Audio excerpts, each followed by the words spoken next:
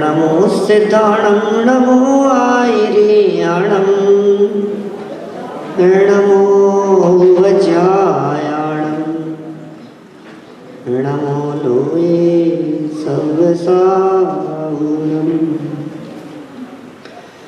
वन्दे तु सर्वसिद्धे धूमचर्मणो मङ्गलं पते ओछामि समय पाहुणे निर्मो सुरकेवली मणिगम नमः समय साराय स्वानुभूत्या चकासते चित् स्वभावाय भावाय सर्वभावान्तरचिते सर्वभावान्तरचिते। आचार्य कुंद स्वामी की यह परम उपकारी रचना ग्रंथादिराज समय सार जी है। ज्ञानियों की पसंद में आने योग्य सर्वोत्कृष्ट विषय वस्तु क्यों पसंद आती है ज्ञानियों को? ज्ञानी लोग इसे क्यों पसंद करते हैं? क्योंकि किसी भी व्यक्ति को जो चीज पसंद आती है उसमें सबसे महत्वपूर्ण कारण है उसकी खुद की बात होना। आपको कौन सी बात पसंद आती है?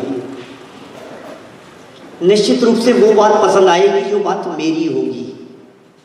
ये समय सार मेरी बात करता है इसलिए मेरे लिए महत्वपूर्ण है।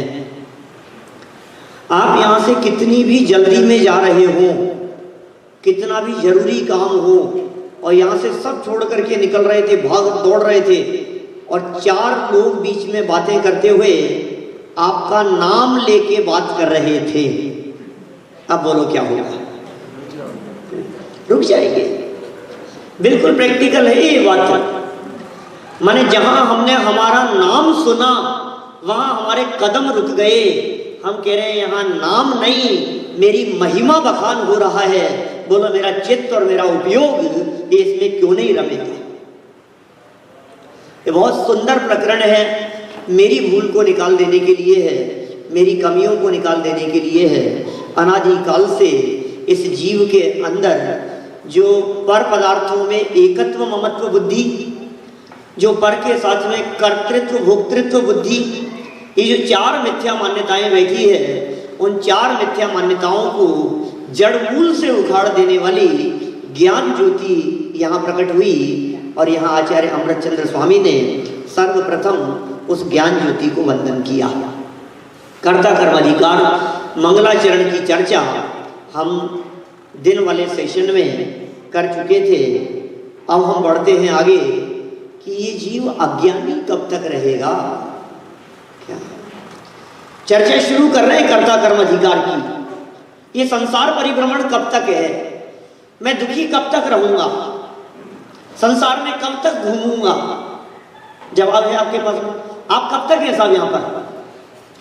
आप यहाँ कनाडा में कब तक हैं भाई साहब? 4 को निकलेंगे, 4 तारीख को। तो जब हमने पूछा कि कब तक हैं तो आपका जवाब क्या आया? समय में। काल पूछा ना हमने, संसार में कब तक है, या यहाँ कनाडा में कब तक है, तो आपने टाइम बतला दिया कि भाई इतनी तारीख को हमारे वापसी के टिकट हैं, फिर हम चले जाएंगे। अब मेरा आपसे ये पूछना है, आचार्य देव से पूछा कि ये कर्म बंधन कब तक रहेगा, ये संसार दशा कब तक रहेगी, मैं अज्ञानी कब तक बना रहूंगा? तो आचार्य देव काल में जवाब नहीं दे रहे, वो भाव में जवाब दे रहे हैं। पढ़ते हैं अपन गाथा, मूल गाथाएं हैं आचार्य देव की, बहुत सुंदर और मार्मिक प्रकरण है। 69 नंबर गाथा, कर्ता कर्म अधिकार शुरू होता है यहां से। जावण वेदी विशेषण धरम तु आदास वाण दोन्नंपि अन्नाणी तावदुसो कोहादिषु सुअट्टरे जीवो कोहादिषु अट्टन्तस् तस् कम्मस् संचयो होति जीवस्येवं बन्धो गणितो खलु सवदरीसिहिम्। पद्यानुवाद पढ़े, बोलिए सब। आत्मा और आश्रमों में भेद जब जाने नहीं है आज्ञ, तब तक जीव सब क्रोधादि में वर्तन करे। क्रोधादि में वर्तन करे तब कर्म का संचय करे। हो कर्म बंधन इस तरह इस जीव को जिनवर कहे। क्या कह रहे हैं आचार्य देव? हमने पूछा कि साहब हमें ये बतलाओ कि ये बंद कब तक होता रहेगा? तो जवाब क्या दिया कि जब तक यह आत्मा और आश्रमों में भेद नहीं जानेगा। क्या कह रहे हैं? आत्मा और आश्रमों में भेद जब जाने नहीं है अज्ञ, तब तक अज्ञानी है। अज्ञानी की परिभाषा, एक अज्ञानी की परिभाषा दी थी जीवा जीवाधिकार 19वीं गाथा में। वहां क्या कहा था? वहां परद्रव्यों को ये मैं हूं और ये मेरे हैं ऐसा मानने वाले को अज्ञानी कहा था। और यहां क्या कह रहे हैं? ये कह रहे हैं कि ये जो क्रोधादि है, ये क्रोधादि का कर्ता मैं हूं और इनका भोक्ता मैं हूं, ये मान्यता जब तक रहेगी तब तक अज्ञानी रहेगा। आपको क्या लगता है अज्ञानी कहते हैं आपको क्या फील हो रहा था? बताओ, अपने दिल पर हाथ रख करके सोचना, अज्ञानी माने क्या होता है? लेट बहुत हो गए हैं अपन लोग, मुझे मालूम है सबको आराम करना है ना, लेकिन अपने दिल पे हाथ रख करके सोचो, अज्ञानी किसे कहेंगे? यार भाई तो बहुत अज्ञानी है। किसी ने पटांग प्रश्न कर लिया, अरे पंडित जी इनकी बातों का बुरा मत मानना, ये अज्ञानी है। कौन अज्ञानी है? अज्ञानी किसे कहें? आत्मा जो जाने। ये तो आपने सैद्धांतिक बात कह दी। अब अपन बोलचाल में किसको अज्ञानी कहते हैं? जिसको समझ नहीं है, जिसको अकल नहीं है, जिसके पास में बुद्धि नहीं है, उसे हम कहते हैं अज्ञानी। ये आचार्य देव कह रहे हैं तेरे में अकल है क्या? तो जगत की तो बात कर रहा है, लेकिन तेरे में खुद में बुद्धि है या नहीं? क्या बात कर रहे हो? मैं तो बहुत बुद्धिमान हूं। क्या क्या है तेरी बुद्धि का प्रमाण? कि बिजनेस करता हूं ना। आपको पता नहीं है, जब मेरे पिताजी का स्वर्गवास हुआ था तब कुछ नहीं था हमारे घर में, और आज देखो मैंने कहां से कहां पहुंचा दिया। इससे सिद्ध होता है कि मैं बहुत बुद्धिमान हूं, मैं बहुत ज्ञानी हूं। आचार्य देव कह रहे हैं जो बात से तू अपने आप को ज्ञानी सिद्ध कर रहा है, यह सिद्ध होता है कि तू बहुत बड़ा अज्ञानी है। क्योंकि अज्ञानी की परिभाषा में वो क्या कह रहे हैं? आत्मा और आश्रमों में भेद। ये आश्रम क्या है? आत्मा और आश्रमों में भेद जब जाने नहीं। पुस्तकें हैं ना आपके पास में, थोड़ा ध्यान से देखना क्या कह रहे हैं। आत्मा और आश्रमों के भेद की बात कर रहे हैं। भेद माने क्या है और आश्रम माने क्या है? किसमें भेद डालना है? पहली बात तो ये समझ लीजिए कि यहां आश्रम शब्द का अर्थ आश्रम नहीं है। क्या क्या बात कर रहे हैं? आत्मा और आश्रमों में भेद डालना है भाई साहब, और आश्रम नहीं है इसका अर्थ कि बिल्कुल नहीं है। ये क्या बात कर रहे हो कि हाँ अकेला आश्रम नहीं है? जब आश्रम की ये चर्चा कर रहे हैं तो आश्रम का अर्थ है क्रोध, मान, माया, लोभ, यही नहीं कर्म, यही नहीं शरीर, रंग, रूप, स्पर्श, रस, गंध, वर्ण, गुणस्थान, मार्गणा स्थान, संस्थान, ये सब, ये शरीर का आकार, ये भी आश्रम है। ये क्या बात कर रहे हो आप? आश्रवादी। क्या आत्मा और आश्रवादी में भेद को न जाने? क्या आश्रवादी के अंदर ये क्यों शामिल किया आपने? कि सुनो, पहले उन्होंने जीवा जीवाधिकार में 29 बोलों के माध्यम से हमें यह समझाया कि ये भैया तू नहीं है और ये तेरा नहीं है। 29 बोलों से ये बात बतलाई उन्होंने। तो जिन 29 बोलों से उन्होंने चर्चा की थी कि ये तू नहीं है, उन्हीं 29 बोलों में कर्तृत्व और भोक्तृत्व का निषेध यहां किया जा रहा है। पॉइंट समझे ना आप? ये जो भेद जब जाने नहीं, ये भेद क्या चीज है? भेद का मतलब है एकत्व नहीं मानना, ममत्व नहीं मानना, कर्तृत्व नहीं मानना और भोक्तृत्व नहीं मानना। ये है भेद। आत्मा और आश्रमों में माने रंग रूप आदि का। क्या आप इतने सुंदर कैसे दिखते हो? कि मैं रोजाना वो लगाता हूं ना।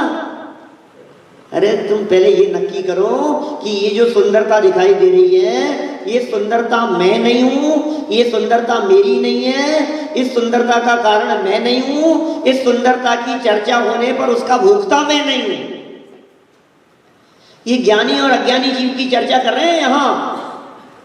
कब तक अज्ञान अवस्था रहेगी कि साहब अज्ञानी हो तो हो, कोई बात नहीं, हमें कोई ऐतराज नहीं है। अज्ञानी से हमें क्या फर्क पड़ता है, हम तो अज्ञानी अच्छे हैं।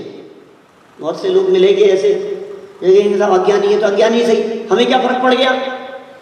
आपने कह दिया अज्ञानी तो हम मान लिया, ठीक है भाई। बहुत से लोगों को अज्ञान भी पसंद आता है, लेकिन ये कह रहे हैं है अज्ञ तब तक जीव सब क्रोधादि में वर्तन करे। जब तक अज्ञानी रहेगा तब तक क्रोधादि में वर्तन होगा। और क्या कह रहे हैं साथ में जुड़ी हुई गाथा कि जब तक क्रोधादि में वर्तन होगा तब तक कर्म का संचय होगा। इस तरह तो ये कर्म बंधन है। बात समझ में आ रही है क्या? ये संसार परिभ्रमण है कि साहब संसार परिभ्रमण क्यों है प्रमोद भाई? संसार परिभ्रमण क्यों है? कि साहब कर्म का बंधन है। कि कर्म का बंधन क्यों है? कि आश्रमों में प्रवृत्ति थी। कि आश्रमों में प्रवृत्ति क्यों थी? क्योंकि अज्ञानी था। कि अज्ञानी क्यों था? क्योंकि अपने में और आश्रमों में भेद नहीं समझता था, इसलिए आश्रमों में प्रवृत्ति होती थी।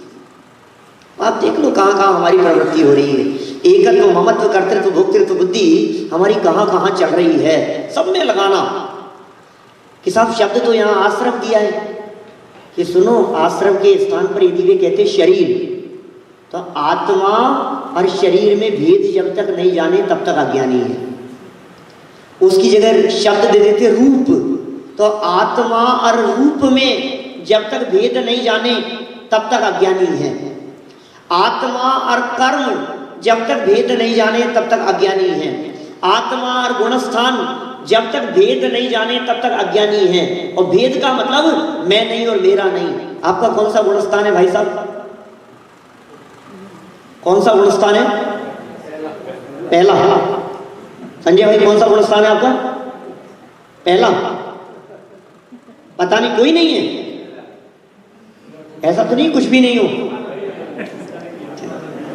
मैंने गुणस्थानों की चर्चा की क्लास में 4-5 सालों के अंदर उसको पूरा किया।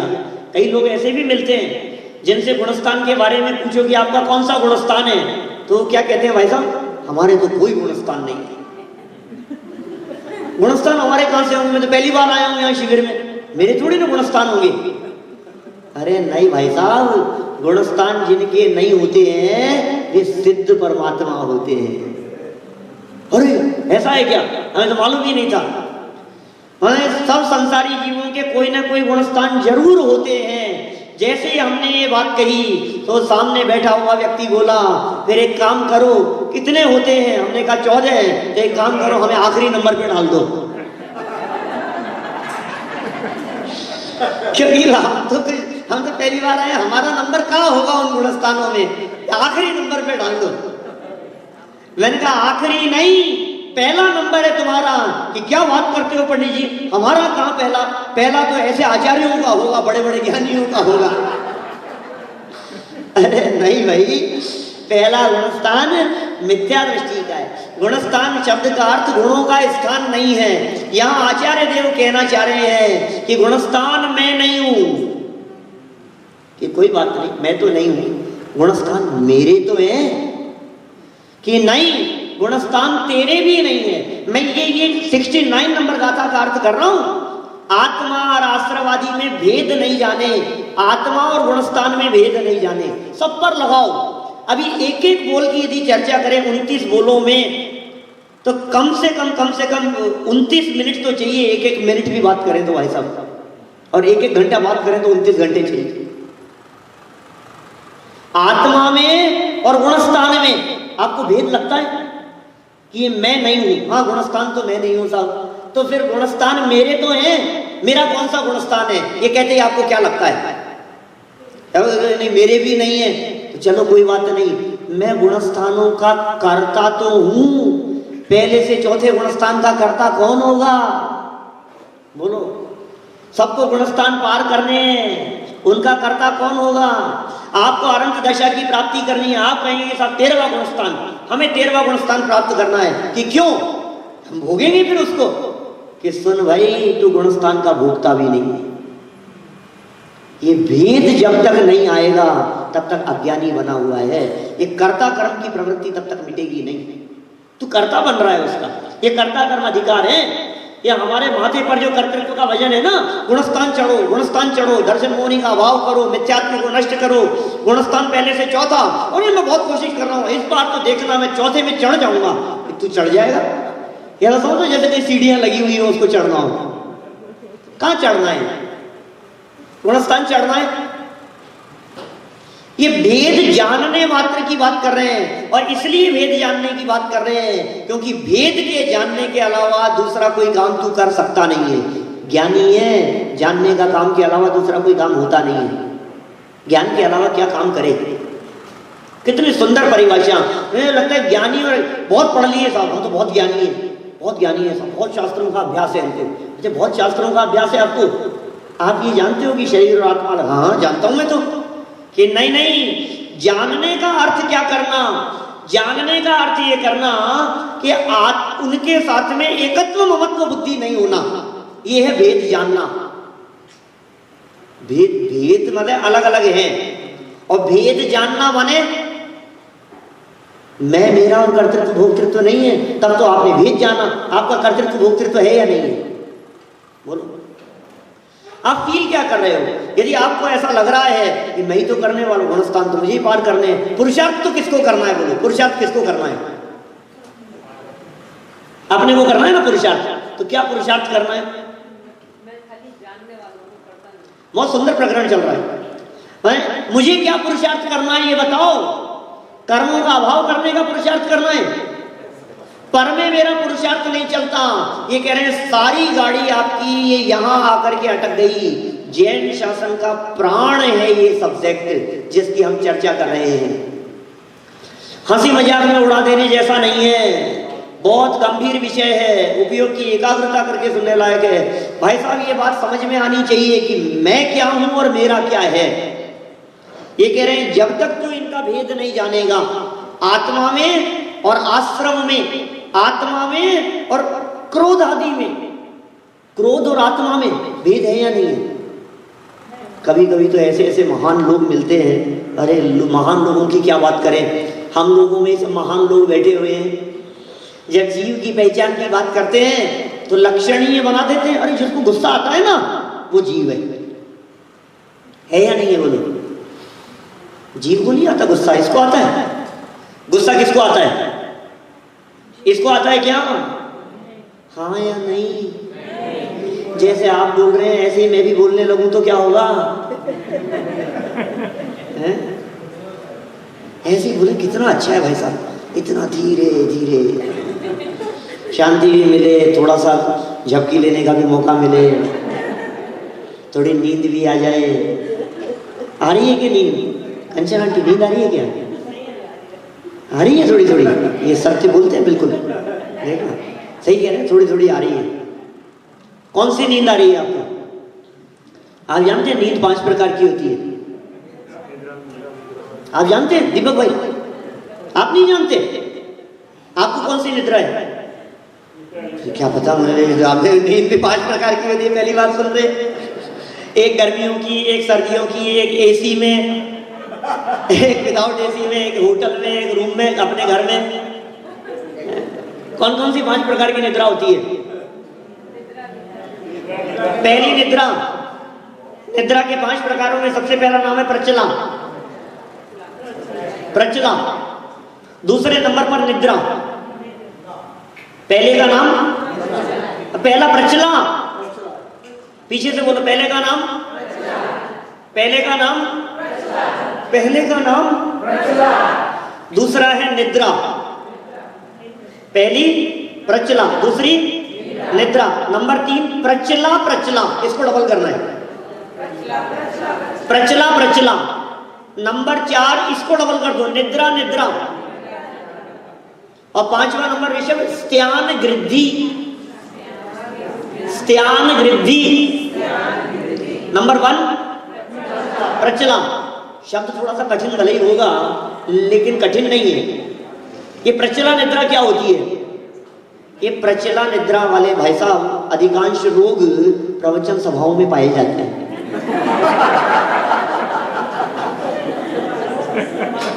प्रवचन सभाओं में, शास्त्र सभाओं में। ये कौन सी निद्रा है? ये निद्रा बहुत हल्की होती है। ये ऐसी निद्रा होती है कि नींद लेने वाले को भी पता नहीं होता कि नींद ली है, और बगल वाला उसको हिला करके कहता है भैया झपकी आ रही है। नहीं जग रहा हूं। कि सुन नहीं रहे कि नहीं? सुन रहा हूं बराबर। कौन सी निद्रा है वो? प्रचला प्रचला। कई बार तो असल ऐसा ऐसा होता है, ये प्रचला निद्रा वाले लोग, नींद आ रही हो और बिल्कुल गर्दन ऐसे झटके से गिर जाए, गिर रही हो नीचे, और हमने कहा नींद आ रही है क्या? नहीं नहीं, ये सुन रहे हो? बराबर सुन रहा हूं। तो बताओ क्या बोला मैंने? वाक्य बोल दे दोबारा, पूरा का पूरा सेंटेंस रिपीट कर दे। ये कैसी निद्रा है? वो कौन सी निद्रा है ऋषभ? प्रचला। प्रचला में तो नहीं है इस समय कोई यहां? सब प्रचला से बाहर आ गए, प्रचला की चर्चा होती। दूसरे प्रकार की निद्रा है निद्रा माने नींद। सामान्य व्यक्ति की जो नींद होती है दीपक भाई, वो कहलाती है निद्रा। 3 नंबर पर है प्रचला प्रचला। ये प्रचला प्रचला कैसी निद्रा होती है कि जिसमें ये जीव रात को सोते सोते बड़बड़ाने लगता है। अब सब इधर उधर देख रहे हैं,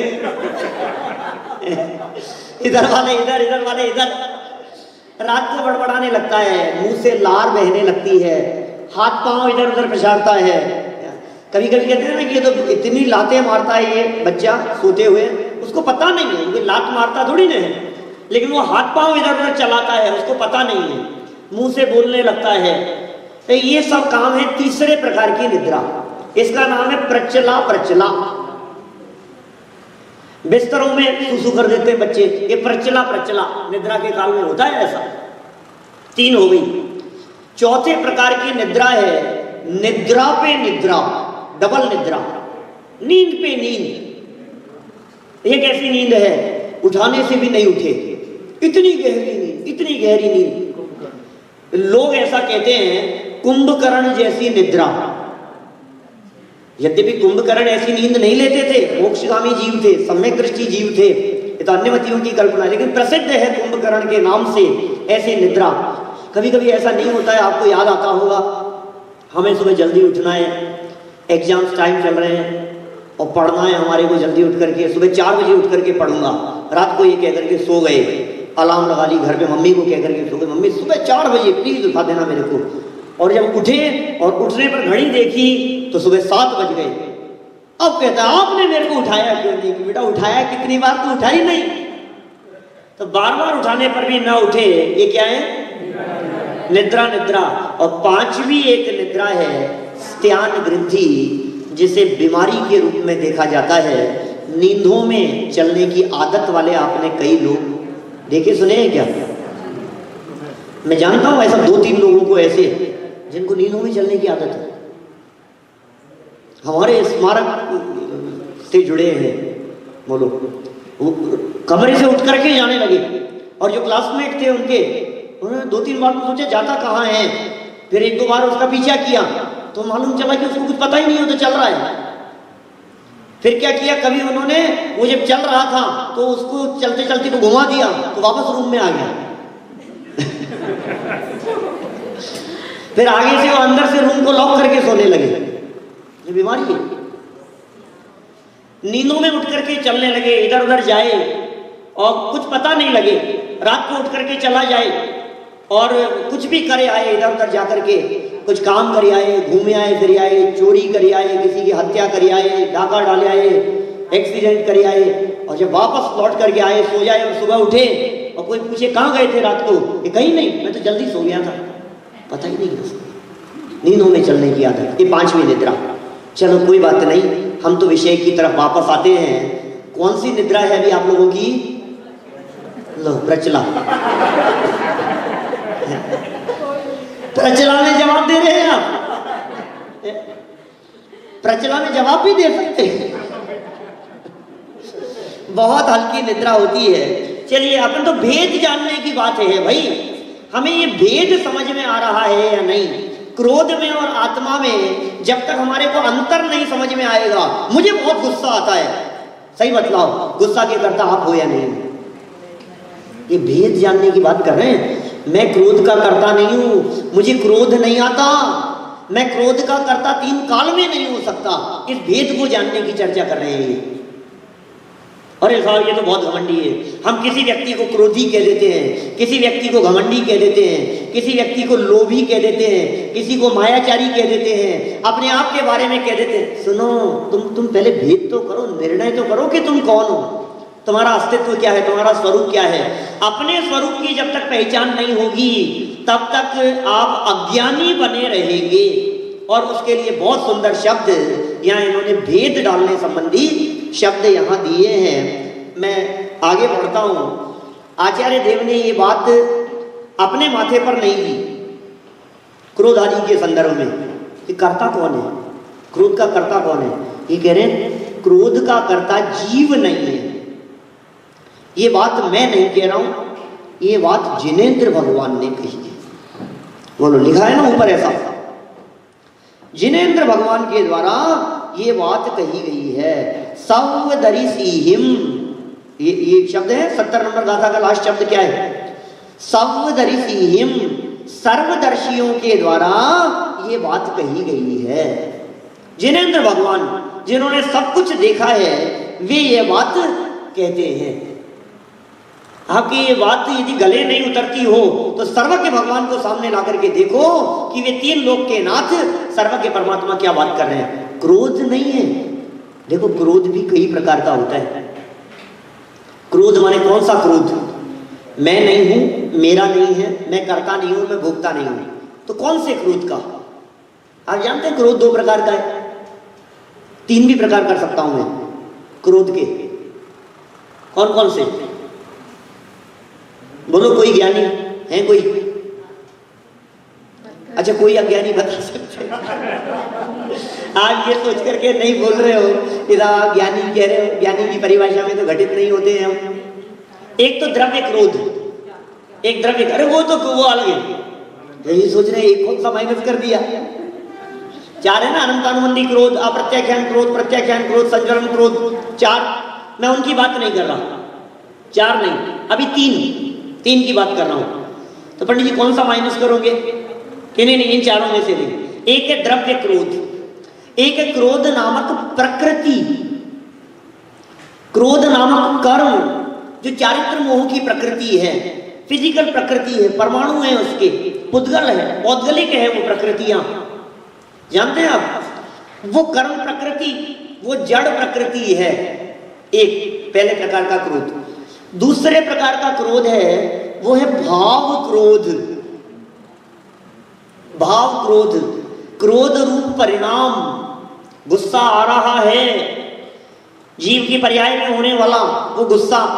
तो एक क्रोध हो गया द्रव्य क्रोध, वो पुद्गल के परमाणु हो गए, कर्म प्रकृतियां।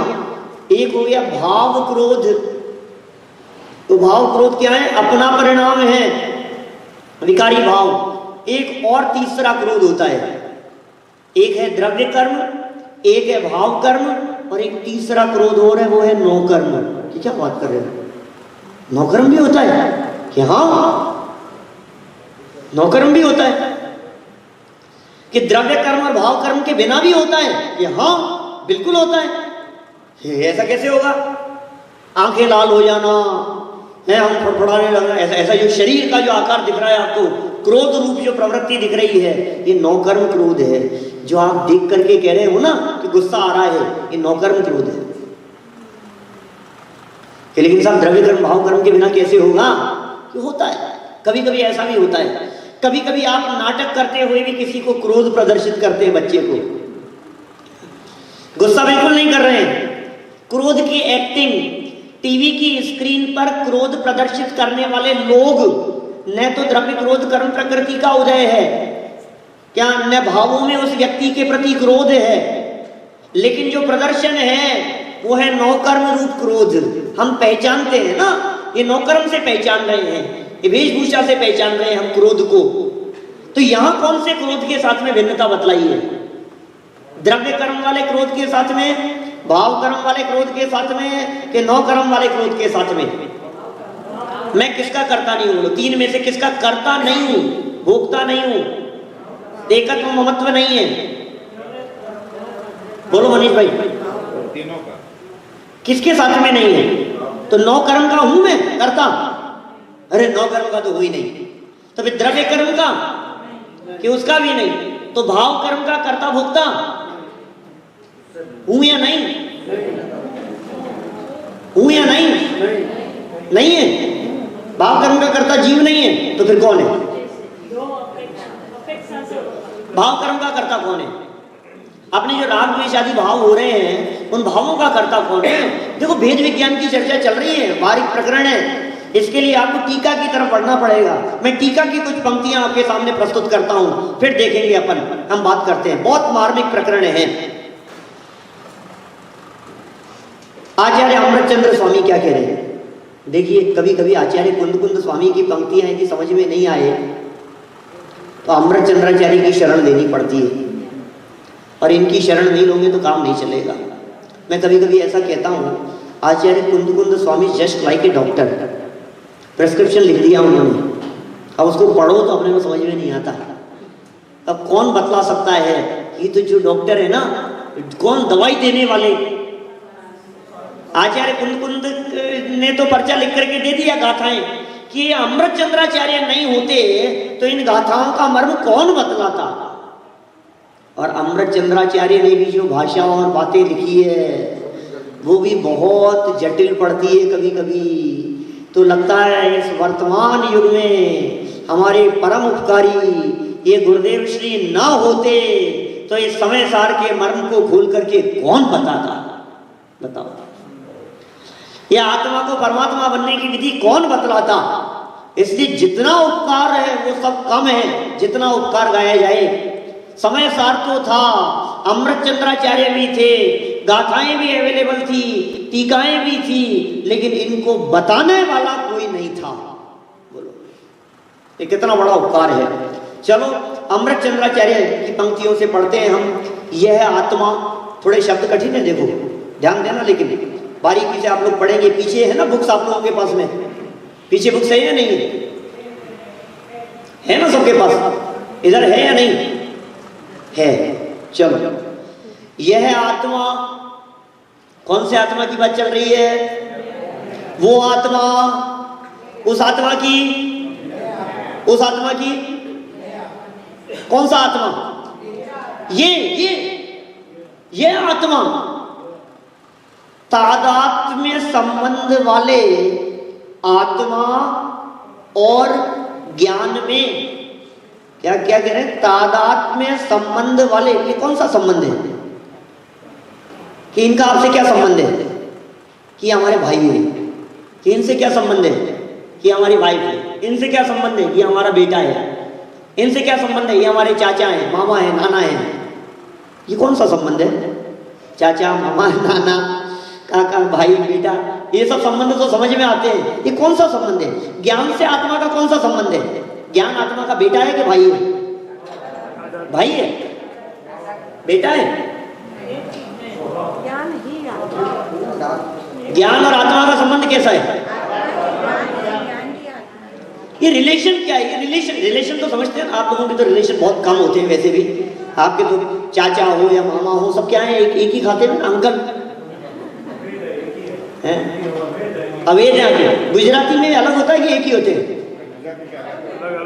गुजराती में अलग अलग है, मतलब गुजराती और हिंदी भाई भाई, तादात्म्य संबंध है। देखो क्या कह रहे हैं, आत्मा का तादात्म्य संबंध किसके साथ में है?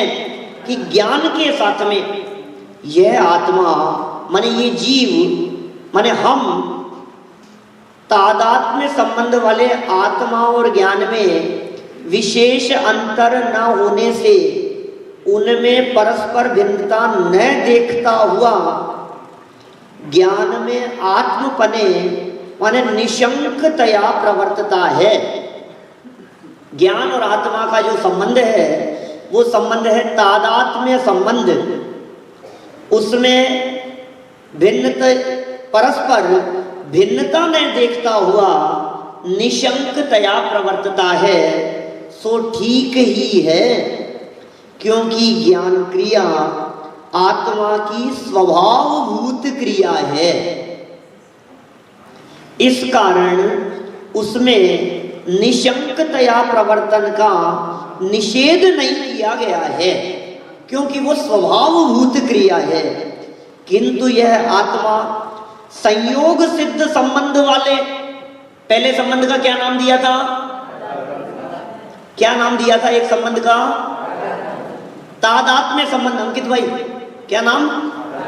तादात्म्य संबंध। अब दूसरा शब्द आ गया है यहां, यह आत्मा संयोग सिद्ध संबंध वाले आत्मा और क्रोधादि में अपने अज्ञान से भेद न जानता हुआ क्रोधादि में भी ज्ञान के समान ही आत्मपने निशंकतया प्रवर्तता है। वह ठीक नहीं है, क्योंकि क्रोधादि क्रिया आत्मा की स्वभावभूत क्रिया नहीं है, प्रभावभूत क्रिया है। इस कारण उसमें निशंकतया प्रवर्तन का निषेध किया है। कुछ समझ में आया क्या? कुछ समझ में आया कि नहीं आया? लोगों की गर्दन हिल रही है ऐसे। तो मैंने समझाया था अभी मैंने समझाया ही नहीं है कुछ भी। अब समझते हैं। देखो, दो तरह के शब्द आए हैं। एक है तादात्म्य संबंध, दूसरा संबंध आया संयोग सिद्ध संबंध। एक संबंध होता है एक क्षेत्रावगाह संबंध। जिनागम में बहुत सारे संबंधों की चर्चा की है। कर्ता कर्म संबंध, निमित्त नैमित्तिक संबंध, ज्ञान ज्ञेय संबंध, नहीं बहुत संबंधों की चर्चा की है। हम यहाँ सिर्फ 3 प्रकार के रिलेशन की बात करेंगे। 3 प्रकार के रिलेशन। पहला रिलेशन तादात्म्य संबंध। ये तादात्म्य संबंध क्या होता है? तादात्म्य संबंध किसे कहते हैं? एक में एक दूसरे के साथ में मिले हुए हो, एक को छोड़कर दूसरा ना हो सके, उसका नाम है तादात्म्य संबंध। बोलो, अपने बच्चों के साथ में तादात्म्य संबंध है या नहीं है? नहीं है। क्यों नहीं है? क्योंकि आप यहां बैठे हैं, बच्चे कहीं और बैठे, यहां नहीं है, घर है, दूसरी सिटी में है। तादात्म्य संबंध उसे कहते हैं जो अलग ना हो सके। क्या कहा हमने? जो बराबर ख्याल में आ रही है ना? आवाज समझ में आ रही है? सबके सुनाई दे रही है ना? तादात्म्य संबंध उसे कहते हैं जो अलग ना हो सके, जिन्हें अलग नहीं किया जा सके, जो कभी छूटे नहीं, जो सदा काल साथ में हो। उस संबंध का नाम है तादात्म्य संबंध। समझ में आया क्या? नहीं समझ में आया हो तो हाथ खड़ा करना। मेरे पास समय सीमित है। आपको यदि नहीं समझ में आएगा तो मैं ऐसे समझाऊंगा कि आपको अच्छे से समझ में आ जाएगा। हमें आता है सबको समझाना। समझाने के कई तरीके हैं। समझ में आया कि नहीं? सबके आ गया समझ में? चलो, तो फिर बतलाओ, तादात्म्य संबंध किसका किसके साथ में है? बोलो दीपक भाई, किसका किसके साथ में तादाद में संबंध है? आत्मा और ज्ञान, ये तो पढ़ लिया आपने यहाँ पे, टीप के मत बोलो, ऐसे नहीं। आत्मा और ज्ञान तो आपने यहाँ देख करके बतला दिया कि आत्मा और ज्ञान का तादाद में संबंध है। और किसी चीज में बतलाओ तादाद में संबंध। हाँ बोलो। शक्कर और मिठास, समझ में आ रहा है? शक्कर की मिठास शक्कर से अलग नहीं की जा सकती। ऐसा नहीं हो सकता। दूध किससे मीठा हो रहा है? अपने को ऐसा लगता है शक्कर से मीठा हो रहा है, नहीं मिठास चाहिए हमारे को। तो अब बाजार में देखा शक्कर बहुत महंगी है, एक काम करो यार, शक्कर तुम रहने दो, हमें तो मिठास मिठास दे दो। ऐसा संभव है? अग्नि और उष्णता, बहुत सुंदर। अग्नि और उष्णता का कैसा संबंध है? तादाद में संबंध। और बताओ, ऋषभ बता सकते हैं क्या कोई? तादाद में संबंध किसी में? नींबू और नींबू की खटास, उसका तादाद में संबंध। और नमक, नमक का खारापन। और द्रव्य और पर्याय, द्रव्य और उसके गुण। सीधी सी बात, खत्म। जो द्रव्य की चर्चा चल रही है उसका उसके गुणों के साथ में तादाद में संबंध है, अलग नहीं किया जा सकता। तो मेरा किसके साथ में तादाद में संबंध है? ये कह रहे हैं ज्ञान के साथ में तुम्हारा तादाद में संबंध है। तो ज्ञान के साथ में तादाद में संबंध है, तो ज्ञान है कि नहीं आपके पास में? ये ऐसा तादाद में संबंध है भाई साहब, ये कभी छूटता नहीं है। हाँ, मति ज्ञान हो या श्रुत ज्ञान हो, वो अलग मैटर है। तो क्रोध के साथ में हमारा कैसा संबंध है? सुनो, अब क्रोध दो तरह का, नौ कर्म वाले को छोड़ दो। अभी क्रोध हमने दो तरह का लिया। एक नौ कर्म वाले को लो तो उसके साथ में हमारा संबंध है संयोग संबंध। अभी आप भाव क्रोध की भी बात कर रहे हैं, उसको संयोग संबंध सिद्ध किया है इन्होंने। और एक संबंध होता है एक क्षेत्रानुगा संबंध। द्रव्य, कर्म और आत्मा का एक क्षेत्र, एक ही क्षेत्र में रहने वाला जो संबंध होता है उसे कहते हैं एक क्षेत्रावगाह संबंध। ठीक है?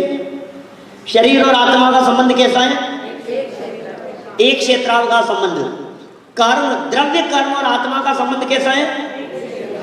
आकाश के प्रदेश जिनके अलग अलग ना हो उनका नाम क्या है?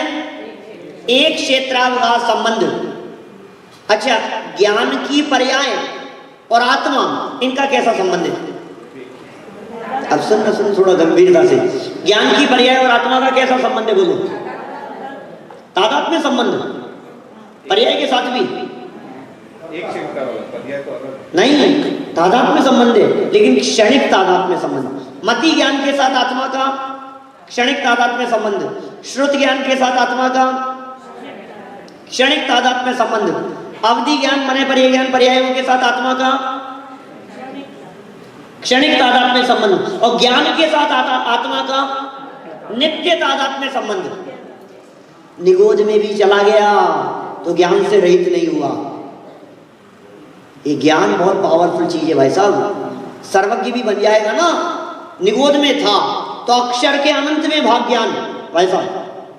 निगोद में था तो अक्षर के अनंत में भाग ज्ञान, क्षेयोपशम ज्ञान। फिर वो क्षेयोपशम ज्ञान बढ़ा तो क्या हुआ?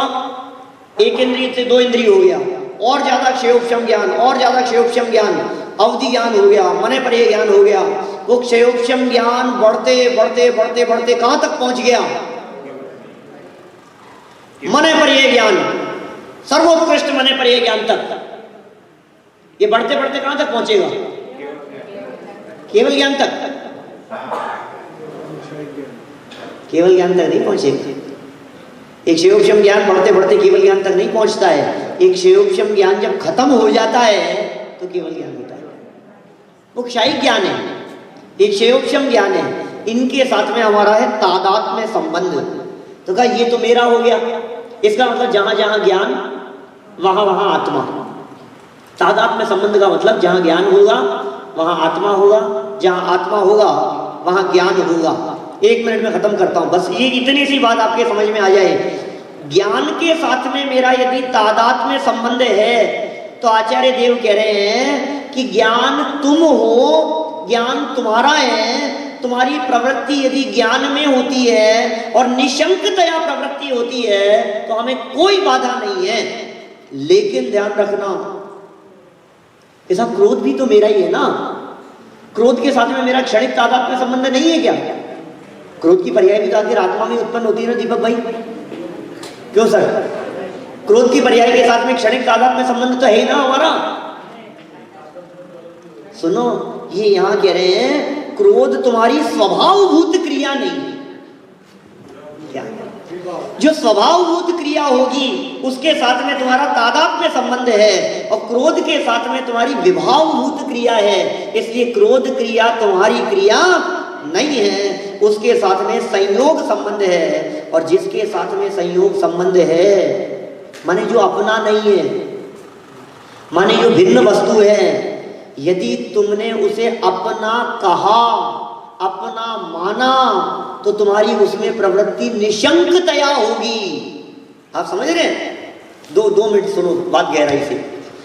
जिसको हम अपना समझते हैं ना वहां हमारी प्रवृत्ति निशंक होती है। साहब ये तो अपने हैं, मैं कुछ भी कह सकता हूं इनसे। क्यों? जब ज्यादा क्लोजनेस होती है ना आप कुछ भी कह सकते हो।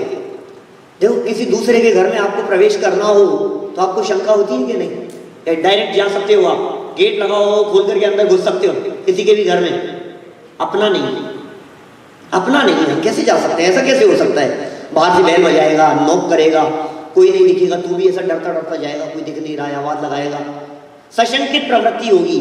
और आप अपने घर में भी ऐसे ही जाते हो, बैल बजा के, नॉक करके, धड़ल्ले से घुसते हो ना अंदर कि क्यों? ये मेरा है। अब हमने कहा कि ज्ञान तुम्हारा है या क्रोध तुम्हारा है, पहले नक्की करो।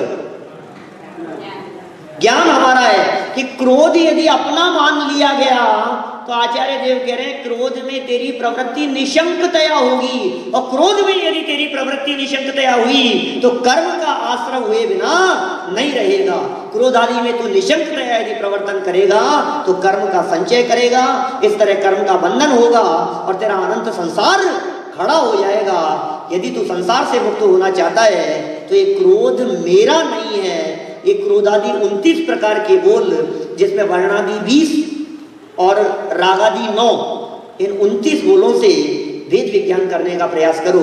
मैं क्रोध करने वाला नहीं, मैं तो जानने वाला हूँ। प्रैक्टिस के लिए विषय देता हूँ, कल तक चिंतन करना, रूम में जाकर सोचना अपना अपना काम कौन सा है, ये काम मेरा है या नहीं, ये क्रिया किसकी है, ये मेरी क्रिया है या जड़ की क्रिया है। जो कार्य होता हुआ दिखाई दे रहा है, जो कार्य करता हुआ मैं दिखाई दे रहा हूं, उस कार्य का कर्ता मैं हूं या नहीं हूं। यदि मैं भिन्न वस्तुओं के कार्य का कर्ता बनता हूं तो अनंत संसार खड़ा रहेगा, और यदि मैं उससे भिन्न अपने आप को अनुभव करता हूं तो अनंत संसार मिट जाएगा। हम सभी का अनंत संसार शीघ्रातिशीघ्र मिटे, इस भावना से बात को यही विराम।